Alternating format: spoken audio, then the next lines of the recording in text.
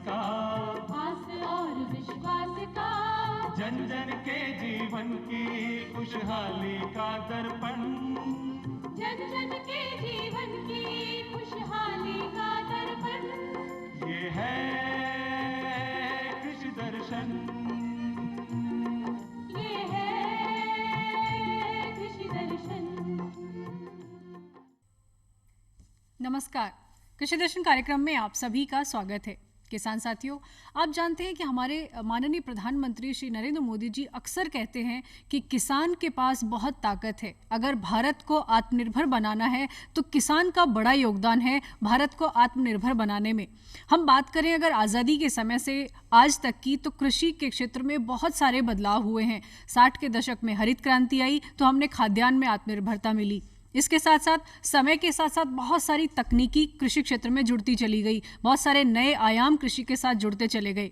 2020 की अगर हम बात करें तो एक नई सौगात किसानों को मिली है 3 नए किसान हितैषी कृषि कानूनों के रूप में। ये कानून किसानों को किस तरह से आत्मनिर्भर बनाने की दिशा में एक नया कदम है, किस तरह से किसान इन कानूनों को समझें, किस तरह से किसानों को इन कानूनों के माध्यम से वो कौन कौन सी व्यवस्थाएं दी गई हैं जिनका लाभ मिलने वाला है, इस पर विस्तार से आज के कार्यक्रम में हम चर्चा करेंगे। और इन तीनों कानूनों पर विस्तार से जानकारी देने के लिए स्टूडियो में मौजूद हैं विशेषज्ञ। आइए रूबरू होते हैं उनसे।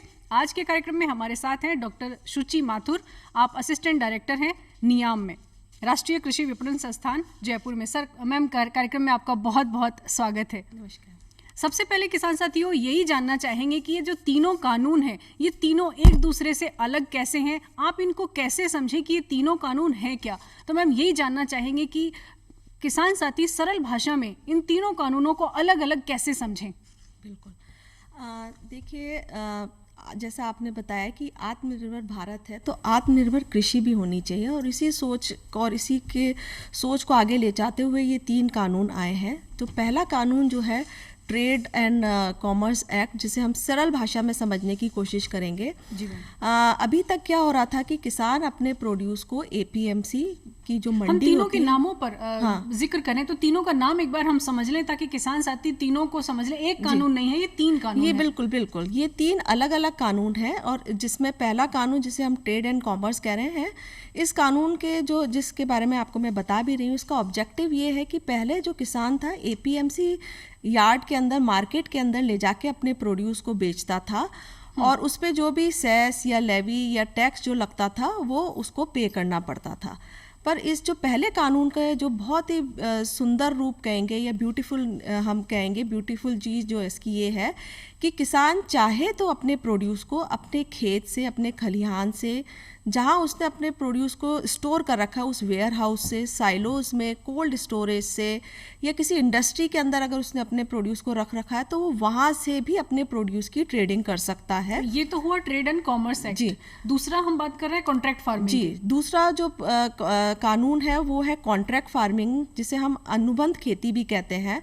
इसके अंदर ये है कि किसान किसी भी प्रोड्यूसर के साथ या ट्रेडर के साथ जब फसल लग रही होती है, मतलब ऐसा नहीं कि बुआई होनी होती है, ऐसा नहीं है कि वो बीच में अनुबंध करे। तो जब बुआई होने वाली होती है उसकी शुरुआत से ही उसको अनुबंध करना पड़ता है, और ये अनुबंध रजिस्टर्ड होगा ताकि इन केस अगर किसी तरह का कोई डिस्प्यूट या विवाद हो जाता है इन फ्यूचर तो किसान को उसका नुकसान ना उठाना पड़े। तीसरा एक्ट एसेंशियल कमोडिटी एक्ट। तीसरा एक्ट जो है एसेंशियल कमोडिटीज़ एक्ट, ये एक्ट हमारे पास 1955 से पहले भी बना हुआ है, और इसी एक्ट के अंदर मॉडिफिकेशन किए गए हैं। और ये क्योंकि ये पहले से एक्ट था तो ये मॉडिफाइड एक्ट है, जिसे हम एसेंशियल कमोडिटी एक्ट 2020 कहते हैं। तो किसान साथियों, आपने समझा कि ये 3 कानून अलग अलग हैं, बिल्कुल अलग हैं।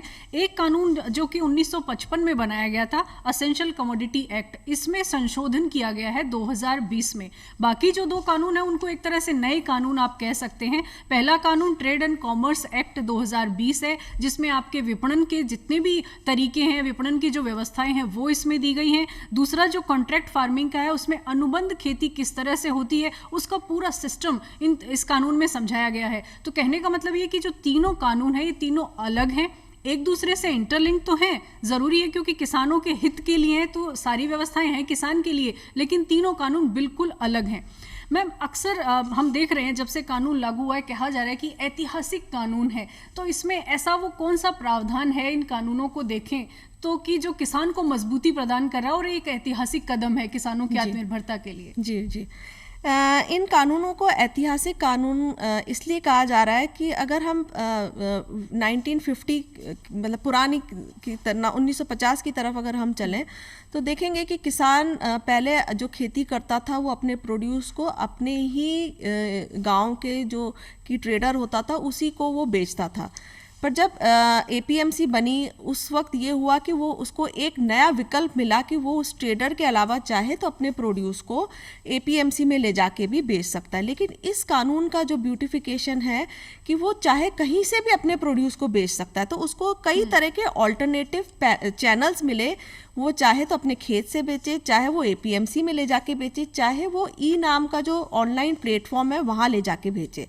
तो ऐतिहासिक कानून इसलिए कहा गया है कि उसके पास विकल्पों का अंबार है, वो जहां से चाहे अपने प्रोड्यूस को बेच सकता है। और ये है कानून जो ट्रेड एंड कॉमर्स एक्ट में हम बात करें, ये कानून, तो इस कानून को विस्तार से समझना चाहेंगे। जैसे किसान साथी अक्सर जो एक थोड़ी सी गलत फहमी ये है कि क्या MSP पे उन्हें जो बेचने की सुविधा है वो मिलेगी या नहीं मिलेगी या क्या व्यवस्था होगी, तो उसको भी हम थोड़ा सा समझना चाहेंगे इस कानून के तहत। जैसे मैंने आपको पहले बताया कि इस कानून में जो ट्रेड एरिया था वो ट्रेड एरिया का एक्सपेंशन हो गया है। अब उसे APMC यथा स्थिति में वहीं के वहीं है। APMC के अंदर कोई चेंज नहीं, वो उसके लिए सिर्फ चैनल्स बनाए गए हैं कि वो जहां उसको अच्छी प्राइस मिल रही है, जिस प्लेटफॉर्म पे उसे अच्छी प्राइस मिल रही है वो उस प्लेटफॉर्म का यूज कर सकता है। दूसरा इसके अंदर जो प्रावधान किया गया है वो ये किया गया है कि अभी तक किसान क्या हो रहा था, जैसे मैं आपको उदाहरण के लिए बताऊं, अगर वो दौसा का किसान है या सीकर का किसान है तो वो अपने आसपास ही अपने चीज़ों को बेचता था, अपने उपज को बेचता था। इस कानून में इंटर स्टेट और इंट्रा स्टेट दो प्रावधान किए हैं। वो चाहे तो तमिलनाडु के ट्रेडर को भी बेच सकता है, वो चाहे तो कर्नाटका के ट्रेडर को भी बेच सकता है। ये हुआ इंटर स्टेट जिसकी हम बात कर रहे हैं। और इंटर स्टेट में हुआ ये प्रावधान किया गया, वो चाहे अपना सीकर से उठा के जयपुर में भी अपने किसी बायर को ये अपना उपज बेच सकता है, अपनी स्टेट में भी कहीं बेच सकता है, क्योंकि अब सब कुछ ऑनलाइन है। इसकी ब्यूटी ये भी है कि ये सब कुछ ऑनलाइन है, क्योंकि वो खेत में खड़ा होकर भी अपना सामान बेच सकता है, तो ऑनलाइन प्लेटफॉर्म की तो उसे जरूरत पड़ेगी, तो नाम के द्वारा किसी भी जगह वो बेच सकता है। तो उसका जो कैचमेंट है सीकर ना रह के पूरी कंट्री लेवल हो गया। अच्छा, MSP का जो एक कंफ्यूजन है वो हम कैसे समझेंगे? MSP तो रहेगा, MSP बिल्कुल यथा स्थिति में वही के वही है, क्योंकि ऑप्शंस दिए गए हैं। अगर किसान को लगता है कि मुझे मेरे वेयर हाउस से नहीं बेचना, मुझे APMC में जाके बेचना है, या मुझे FCI गवर्नमेंट ने जो MSP दे रखा है मुझे उस पर बेचना है, तो वो वहाँ जाके भी बेच सकता है। MSP में कोई चेंज नहीं हुआ है। MSP जिन जिन कमोडिटीज़ पे, जिन जिन उपजों पे लागू है, उन पे हर साल की MSP की रेट डिफाइन होती है। वो उसी रेट के ऊपर जो जिस साल की उस रेट के ऊपर वो अपना बेच सकता है। सारे जो अधिकार हैं ये किसान के पास सुरक्षित है, बिल्कुल सुरक्षित है, बिल्कुल सुरक्षित है। ये किसान की अपनी उपज है, अपनी मेहनत है, वो चाहे जिसको बेचे, चाहे MSP पे बेचे, चाहे APMC पे बेचे, चाहे वो किसी ट्रेडर को बेचे, किसी बड़े प्रोसेसिंग हाउस को बेचे, ये उसकी अपनी है, ये राइट सारा रिजर्व है किसानों के ऊपर। बहुत अहम जानकारी आपने दी। तो किसान साथियों, जैसा मैडम कह रही हैं कि MSP की जो व्यवस्था सरकार ने तय की हुई है वो व्यवस्था जस की तस बनी रहेगी। आप अपना जो भी उत्पादन है उसे आप जहां चाहे वहां बेच सकते हैं। MSP का विकल्प तो खुला हुआ ही है, आप जब चाहें तब MSP पर बेच सकते हैं, लेकिन इसके अलावा जहां भी कीमत आपको ज़्यादा मिल रही है, जहां भी आप बेचना चाहें वो भी विकल्प आपके लिए खुले हुए हैं और बेचने के सारे सर्वाधिकार आपके पास सुरक्षित हैं। तो इसमें भ्रम जैसी स्थिति नहीं होनी चाहिए, सारी व्यवस्थाएं जो है वो बिल्कुल क्लियर हैं। एक और बात, इसमें कीमत कौन तय करेगा? खुद किसान? बिल्कुल, इसमें कीमत जो है किसान, और क्योंकि अब इसके लिए कई विकल्प हैं, चाहे वो ऑनलाइन बेचे, चाहे वो वेयर हाउस से अपना बेचे, तो ये म्यूचुअल अंडरस्टैंडिंग के ऊपर है। जो जिस बायर के साथ उसका अच्छा नेगोशिएशन हो जाता है वो उसी के ऊपर बेच सकता है। इसमें एक प्रावधान और किया गया है, क्योंकि हमने उसका किसान का कैचमेंट एरिया एनहेंस हुआ है, इंक्रीज हुआ है इसके अंदर, तो कई बार क्या है विवाद की स्थिति भी इसके अंदर आ जाती है। तो तो हम कैसे इस ट्रेडर की जेन्युइननेस को हम या उस बायर की जेन्युइननेस को हम पहचाने कि ये जेन्युइन बायर है। तो इसके मतलब अंदर किसान अगर कहीं किसी को बेच रहा है तो वो विक्रेता, वो कौन है खरीदार, हाँ उसकी जेन्युइननेस, वो उसकी क्या, पहचान हाँ, कैसे की जाए। जी, जी। तो इसके अंदर एक प्रावधान किया गया है कि जब भी बायर रजिस्टर्ड होगा तो क्योंकि पैन कार्ड एक ऐसा सूत्र है जो कि पूरी कंट्री में हमारा रजिस्टर्ड है, तो वो पैन कार्ड उसको वहाँ रजिस्टर्ड पैन कार्ड के थ्रू वो रजिस्टर्ड होगा। इसके अलावा स्टेट को सुविधा दी गई है, वो चाहे तो इसके अलावा उस ट्रेडर का या उस बायर का और भी कोई जैसे आधार कार्ड है या उसका जीएसटी का लाइसेंस है या उस तरीके के और भी विकल्प दिए गए, पैन के अलावा और भी विकल्प हैं जिससे वो अपनी जेन्युइननेस साबित कर सकते हैं। कहने का मतलब ये कि इस कानून को राज्य अपने परिस्थितियों को देखते हुए बिल्कुल अमेंड कर सकते हैं। इसमें ये राज्यों को छूट दी गई है, वो अपने यहाँ की स्थिति को देखते हुए इसके अंदर, क्योंकि पैन कार्ड एक बनाया गया प्रोविजन, लेकिन वो चाहे तो आधार भी कर सकता है, अपने राज्य की स्थिति को देखते हुए। इसके लिए भी कोई ऑनलाइन प्लेटफॉर्म की ही व्यवस्था होगी? अभी आने वाले समय में होगी, लेकिन अभी ई नाम के प्लेटफॉर्म पे ये व्यवस्था की गई है। जी जी। तो अभी ई नाम के जो भी खरीदार हैं वहां से, तो वहां किसान साथी बेच सकते हैं अपना उत्पादन, और इसका फ्री रजिस्ट्रेशन है। ई नाम पे वो जाके अपना फ्री रजिस्ट्रेशन करा सकता है। अगर उसे लगता है कि उसे खुद को अकेले रजिस्ट्रेशन कराने में दिक्कत आ रही है तो वो एपीएमसी के जो सेक्रेटरी है उनकी भी सहायता लेके अपने आप को रजिस्टर करा सकता है। देखिए मैम, एक और बात जानना चाहेंगे, किसान बहुत सारी तकनीकी चीजों को नहीं समझ पाते हैं, बहुत भोले होते हैं किसान साथी। कई बार अगर कोई पेनल्टी अगर है इस कानून में, तो वो हम समझना चाहेंगे कि अगर किसी खरीदार ने कोई इस तरह की स्थिति हो गई कि वो लीगल नहीं है या वो रजिस्टर्ड नहीं है, तो क्या किसान को उसका मतलब मुआवजा मिलेगा या भुगतना पड़ेगा किसान को? इस कानून की एक बहुत सुंदर चीज़ ये भी है, क्योंकि हमने बायर को भी रजिस्टर्ड किया हुआ है और किसान भी ऑनलाइन रजिस्टर्ड होकर ही उसके थ्रू ट्रेड कर रहा है। इन केस ऐसी कोई स्थिति उत्पन्न होती है जहाँ पे किसी तरह का विवाद उत्पन्न हो जाता है, इन केस मान लीजिए, तो पहले क्या होता था, पहले की मैं जानकारी आपको देती हूँ। पहले ये होता था कि उसे कोर्ट में जाना पड़ता था, वकील करना पड़ता था। अब मान लीजिए उसकी उपज की मूल्य 10,000, 20,000, 50,000 होती, क्योंकि छोटे हमारे यहाँ ज़्यादातर सीमांत स्मॉल और मार्जिनल फार्मर्स हैं, तो अब मूल्य अगर छोटा है तो पर जब कोर्ट में गया तो वो लंबे समय तक विवाद उस कोर्ट के अंदर चलता है और वकीलों पे और कई प्रोसेसिंग के अंदर उसे बहुत खर्चा करना पड़ता है। तो जितना उसको मिलना नहीं होता उससे ज़्यादा वो खर्च कर देता है। इस कानून में एक प्रावधान बनाया गया है कि जो सब डिविजनल मजिस्ट्रेट हैं, एसडीएम जिसे हम कहते हैं, एसडीएम को ये पावर दी गई है कि वो अगर किसी तरह के विवाद उनकी नज़र में आते हैं, कोई कंप्लेंट आती है, तो उस विवाद को वो मैक्सिमम 30 डेज़ के अंदर उसको वो रिजॉल्व करे। क्योंकि देखा गया है कि अगर हम कम्युनिकेशन कर लेते हैं तो उस कम्युनिकेशन से आपस में बैठ के भी समझौता हो जाता है। अब क्योंकि वो रजिस्टर्ड ट्रेडर है तो उसकी कई चीज़ें ऑलरेडी सरकार के पास भी है, ऑनलाइन प्लेटफॉर्म के अंदर है, तो वो भाग भी नहीं सकता। पेनल्टी के अंदर 5,000 से लेके 5 लाख तक का पेनल्टी का क्लॉज है। और अगर ट्रेडर या बायर इस तरह की विवाद रेगुलर करता है तो इसमें एक प्रावधान और किया गया है जिसमें उसको हर रोज का 5,000 रुपए पेनल्टी देनी पड़ेगी। तो पेनल्टी के बड़े स्ट्रिक्ट हैं। तो इसका फायदा लेने के लिए मैम यही समझे कि किसान तो ऑनलाइन रजिस्ट्रेशन अपना करा ही लें और ऑनलाइन रजिस्टर्ड जो है ट्रेडर्स उनके साथ ही वो क्यों ना अपना उत्पादन बेचे ताकि वो इस तरह की चीजों से बच सके। बिल्कुल, मतलब ये प्रावधान है वो तो ठीक है, लेकिन ऐसी व्यवस्था में फंसे ना, उसके लिए जरूरी है कि जानकारी रखें। देखिए, जब आप ऑनलाइन रजिस्टर्ड हो जाते हैं तो एक ये चीज भी निकल के आती है, सब कुछ ट्रांसपेरेंट हो गया है। अगर इस कानून में एक और ख़ास चीज़ है कि जैसे मान लीजिए एक ट्रेडर और एक फार्मर के बीच में नेगोशिएशन या ट्रेड फिक्स होता है, तो इसके अंदर ये प्रावधान है कि उसी दिन उसको पेमेंट किया जाए। अब क्योंकि ये ट्रांसपेरेंट सिस्टम है तो आप चेक भी कर सकते हैं कि पेमेंट आया या नहीं आया, लेकिन इसमें एक लीवरेज और दी गई है कि इन केस बायर के पास उस वक्त किसी वजह से पैसे नहीं है तो उसको मैक्सिमम 3 दिन के अंदर वो पेमेंट करना है। तो वो उसके लिए वो किसान को रिसिप्ट इशू करेगा ताकि पेमेंट 3 दिन के अंदर हो जाए। और 3 दिन मीन्स 3 दिन में ही पेमेंट करना है। जी जी, ये बहुत अहम जानकारी आप दे रहे हैं कि सारी व्यवस्थाएं ट्रांसपेरेंट हैं इसमें, कहीं भी ऐसी कोई व्यवस्था नहीं है कि जिसमें किसान को किसी तरह का कोई भ्रम हो, यानी सारी चीजें बिल्कुल क्लियर की गई हैं। बस किसानों को जरूरत है तो थोड़ा सा ऑनलाइन जो सिस्टम है उसको समझने की जरूरत है। अगर आप किसी भी तरह से अपना अनाज बेचना चाह रहे हैं या उत्पादन बेचना चाह रहे हैं तो अपना रजिस्ट्रेशन करवा लें, और जो ऑनलाइन रजिस्टर्ड जो बायर हैं उनके साथ अगर आप इस तरह का कोई ट्रेड करते हैं तो वो सुरक्षित होगा, क्योंकि इस तरह की परिस्थितियों से आप बचे रहेंगे जो कहीं ना कहीं प्रॉब्लम में आपको डाल सकती हैं। हम अभी इस कानून से जुड़ी हुई एक और एफपीओ से जुड़ी हुई भी जानकारी लेना चाहेंगे। क्या फार्मर्स और एफपीओ को दोनों को एक ही कैटेगरी में माना गया है? जी, अभी इस कानून में क्योंकि अगर हम कृषि उत्पादक संस्थान की बात करें, एफपीओज की बात करें, तो एफपीओज है क्या?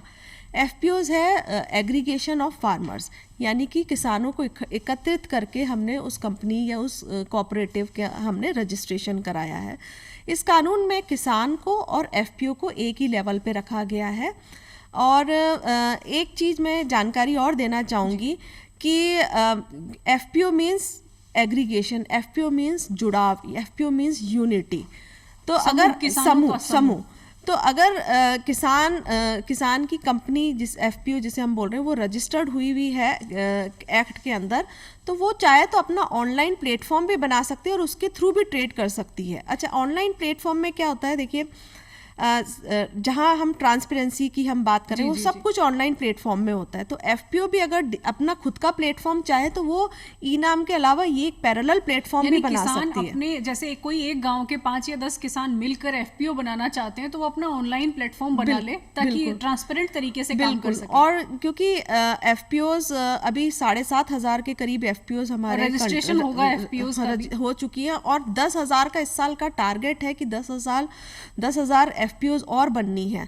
तो एफपीओज के लिए भी एक गोल्डन चांस है कि वो अपना ट्रेडिंग प्लेटफॉर्म खुद बना के भी ट्रेड कर सकती है। ये तो हमने एक कानून जो ट्रेड एंड कॉमर्स एक्ट है उसको हमने विस्तार से समझा। अब हम दूसरे कानून पर आते हैं जो कि कॉन्ट्रैक्ट फार्मिंग से जुड़ा हुआ है और किसान के लिए बेहद फायदे का एक हम एक्ट कह सकते हैं, क्योंकि उसे बुआई से पहले ही पूरी जो फसल है वो अनुबंध के तौर पर तय हो जाती है और उसका मुनाफा भी उसे मिल सकता है। तो इस एक्ट को हम कैसे समझेंगे? देखिए, ये दूसरा कानून है कॉन्ट्रैक्ट एक्ट, जिसे हम अनुबंध कानून बोलते हैं। इस कानून में की जो सबसे अच्छी खूबसूरत बात ये है कि इसमें किसान और जो कंपनी है या ट्रेडर है या प्रोसेसिंग हाउस है वो अनुबंध बुआई होने से पहले उस पर्टिकुलर कमोडिटी के लिए, उस पर्टिकुलर उपज के लिए वो कर लेते हैं। अब ये देखिए, इसमें वो अनुबंध की बात क्यों आई है, क्यों अनुबंध के बारे में सोचा गया? क्योंकि देखिए, मार्केट में वो ऑर्गेनाइजेशन है या वो प्रोसेसिंग हाउस है या वो इंडस्ट्री है, वो जानती है कि कंज्यूमर को किस तरीके का उपज चाहिए। तो अनुबंध इसलिए वो करता है कि वो पहले से ही अपने प्रोड्यूस को कस्टमाइज कर दे।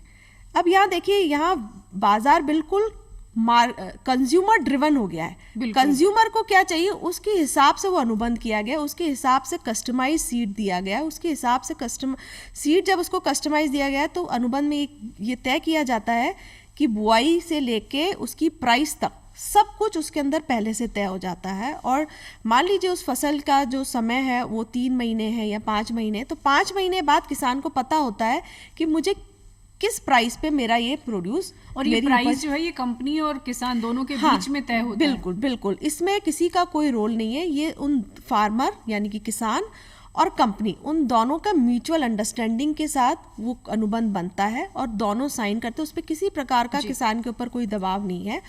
और इस एक्ट के एक भ्रम की स्थिति इस एक्ट में भी है कहीं ना कहीं। जो अनुबंध होता है तो किसानों में एक छोटा सा भ्रम है कि कहीं उनकी जमीन तो नहीं ले ली जाएगी, वो तो कहीं अनुबंध के तौर पर नहीं चली जाएगी। ये तो भ्रम है, क्योंकि किसानों ने अभी तक ये एक्ट को, इस कानून को बहुत अच्छे से पढ़ा नहीं, क्योंकि नया कानून समझ रहे हैं जी। इस कानून में बहुत अच्छे से ये बताया गया है कि जमीन का अनुबंध नहीं है, ये उस स्पेसिफिक उपज का अनुबंध है। जिस उपज के लिए ये कॉन्ट्रैक्ट किया गया है उसका ही ये अनुबंध है, और वो पर्टिकुलर समय के साथ ख़त्म हो जाएगा। अगर 3 महीने में उपज देनी है तो 3 महीने बाद वो कॉन्ट्रैक्ट ख़त्म। अगर 5 महीने में देनी है तो 5 महीने में ये कॉन्ट्रैक्ट खत्म। जी जी, ये बहुत अहम बात कही। तो किसान साथियों, ये जो एक भ्रम बना हुआ है कि जो अनुबंध आप करेंगे जिस भी फसल का या जिस भी टाइम पीरियड के लिए आप करेंगे, उसमें ज़मीन को कोई नुकसान नहीं होगा, ज़मीन आपका खेत आपके पास ही रहेगा, उसका कोई अनुबंध नहीं हो रहा है। उस पर जो आप फसल की बुआई कर रहे हैं या जो भी आप उपज ले रहे हैं, उस उपज का उस टाइम पीरियड के लिए अनुबंध होगा। तो ये भ्रम की स्थिति में आप ना रहें। ज़मीन से अनुबंध का कोई लेना देना नहीं है, वो जो फसल है, जो उत्पादन है, उसका अनुबंध होगा। और ये अनुबंध की कीमत भी आप और जो भी कंपनी है या जो जिस भी व्यक्ति के साथ या जिस भी कंपनी के साथ आप वो अनुबंध कर रहे हैं, उनके बीच ये कीमत तय होगी। ज़मीन का इसमें कोई लिंक नहीं है। मैम, अनुबंध भी क्या रजिस्टर्ड होंगे? अनुबंध बिल्कुल रजिस्टर्ड होंगे और ये प्रावधान किया गया है कि स्पेसिफिक स्टेट एक रजिस्ट्रेशन का प्लेटफॉर्म खोलेगा जहां ये अनुबंध रजिस्टर्ड होंगे। और कभी इन केस किसी विवाद की स्थिति उत्पन्न होती है तो वही प्रोसीजर उसके लिए अपनाया गया है कि एसडीएम जो होता है उसको एम्पावर किया गया और उसको टाइम बाउंड 30 डेज के अंदर, मैक्सिमम 30 डेज दिए गए हैं कि उसको किसी तरीके से ये विवाद को निपटाना है। अनुबंध की एक कॉपी किसान के पास रहती है, एक कॉपी उस कंपनी के पास या ट्रेडर के पास जिसके साथ अनुबंध हुआ है, और इसी की एक कॉपी रजिस्टर करके उस प्लेटफॉर्म जो कि राज्य सरकार ने बनाया हुआ, उस रजिस्टर्ड वेबसाइट के ऊपर भी वो डाल। इसमें राज्य सरकारों को ये प्रावधान बनाना होगा इसमें कि जो अनुबंध है वो रजिस्टर्ड हो और वो ऑनलाइन प्लेटफॉर्म पे अवेलेबल हो, ताकि एसडीएम के पास अगर कोई केस, कोई विवाद आता है तो वो उस अनुबंध की कॉपी डाउनलोड करके पूरा ट्रांसपेरेंट तरीके से बिल्कुल। कहने का मतलब ये कि पूरे हम जिन भी एक्ट को बात कर रहे हैं वो सारे एक्ट ट्रांसपेरेंट है, बिल्कुल पारदर्शी व्यवस्था कानूनों में दी गई है। अब हम तीसरे कानून पर आते हैं जो एसेंशियल कमोडिटी एक्ट है। इसको किसान साथी कैसे समझे, इसमें किस तरह से संशोधन हुआ है? देखिए, ये जो एसेंशियल कमोडिटीज एक्ट है ये ऑलरेडी 1955 से बना हुआ एक्ट है। इसके अंदर एक जो बहुत खूबसूरत अमेंडमेंट किया गया वो ये किया गया है कि पहले ये पावर्स दी गई थी कि हम होल्ड नहीं कर सकते सामान को, हम सामान को एक लिमिटेशन दी गई थी कि उस लिमिटेशन के बियॉन्ड हम होल्ड नहीं कर सकते। पर हमारी यथास्थिति को देखते हुए अगर कोई युद्ध की स्थिति हो जाती है या मान लीजिए कोई नेचुरल कैलेमिटी आ जाती है या इन केस प्राइजेस कुछ स्पेसिफिक कमोडिटीज़ की बिल्कुल शूट अप कर जाती है, उस केस के इन ऐसे केसेस को ध्यान में रखते हुए इस एक्ट के अंदर प्रावधान किया गया है कि जो गवर्नमेंट ने, सरकार ने जो कमोडिटीज होल्ड कर रखी है उसको वो उस वक्त अलाउ करेंगे और मार्केट के अंदर लेके आएंगे। किसान भी उसको बिल्कुल, किसान भंडारण कर सकता है। जी, पहले ये व्यवस्था नहीं थी। जी जी, तो ये तीनों एक्ट में अगर हम देखें तो कुछ ना कुछ ऐसी चीज है जो पारदर्शिता लेकर आई है व्यवस्था में। दूसरी, किसान को आत्मनिर्भर बनाने की जो व्यवस्था है वो कहीं ना कहीं मजबूत होती दिख रही है। तीनों कानूनों को अगर हम संक्षेप में समझना चाहें तो किसान साथी सरल भाषा में कैसे समझेंगे इन्हें? देखिए, इसके लिए मैं एक ही शब्द कहूँगी, जैसे आप आत्मनिर्भर देश की बात कर रहे हैं, ये आत्मनिर्भर कृषि है और ये आपका अपना है, इसे कोई आपसे छीनना नहीं चाहता। बस इसमें आपको एक बिजनेसमैन की तरह, एक एंटरप्रेन्योर की तरह आपको फैसिलिटेशन दिया गया है ताकि आपकी सोच उसकी तरह हो। अगर सोच होगी तो आप अपने उपज का अच्छा मूल्य ले सकते हैं। जी मैम, एक और बात आती है कि कानून तो बन गए पर किसान इनको कैसे समझेंगे? क्या इसके लिए उन्हें प्रशिक्षण लेना पड़ेगा? क्या उन्हें ये जो लिटरेचर है पूरा कानून का, इसको वो कैसे सरल भाषा में समझ पाएंगे? क्योंकि तकनीकी चीज़ें हैं बहुत सारी, इतनी आसानी से तो समझ में नहीं आएंगी। तो इसके लिए क्या कोई व्यवस्था है? देखिए, इसके लिए भारत सरकार ने सबसे पहले प्रावधान किया कि वो डिफरेंट स्टेट्स के अंदर उन्होंने कई कार्यक्रम, क्योंकि अभी कोविड की सिचुएशन चल रही है तो इन पर्सन कार्यक्रम तो नहीं हो पाए, जागरूकता कार्यक्रम, लेकिन ऑनलाइन वेबिनार्स की और ग्राम सेवक तक सभी लोगों को इस कानून के बारे में, तीनों कानून के बारे में बड़े अच्छे से वेबिनार्स के द्वारा समझाया गया। लेकिन इसके अलावा कई प्रशिक्षण कार्यक्रम नियाम भी कर रहा है जहां वो कृषकों को जागरूक कर रहा है। क्योंकि देखिए, जब तक हम पढ़ेंगे नहीं इस बिल्कुल, कानून को, समझेंगे समझेंगे नहीं, हमको पता ही नहीं चलेगा कि इस कानून की खूबसूरती बिल्कुल, क्या बिल्कुल। है। तो ये सारे प्रयास हो रहे हैं, बस जरूरत है तो किसानों को थोड़ा सा अब अपनी जानकारी और बढ़ाने की जी, जरूरत बिल्कुल। है। बहुत बहुत धन्यवाद मैम, बहुत अहम जानकारियां तीनों कानूनों पर आपने साझा की, बहुत बहुत धन्यवाद आपका। तो किसान साथियों, जैसा मैम ने बताया है, ये तीनों कानून बहुत अहम हैं। किसान को आत्मनिर्भर बनाने के लिए इन तीनों कानूनों को लाया गया है, और जो एक हमारी देश की एक व्यवस्था, एक राष्ट्र एक बाजार, इस थीम के आधार पर ही क्यों ना इन कानूनों को समझा जाए, क्योंकि यही वो आधार है जिस पर भारत आत्मनिर्भर बन सकता है और किसान आत्मनिर्भरता की दिशा में आगे बढ़ सकते हैं। उम्मीद है इन तीनों कानूनों को समझने के लिए आज की ये चर्चा आपको लाभकारी लगी होगी। आज के कार्यक्रम में बस इतना ही। नमस्कार।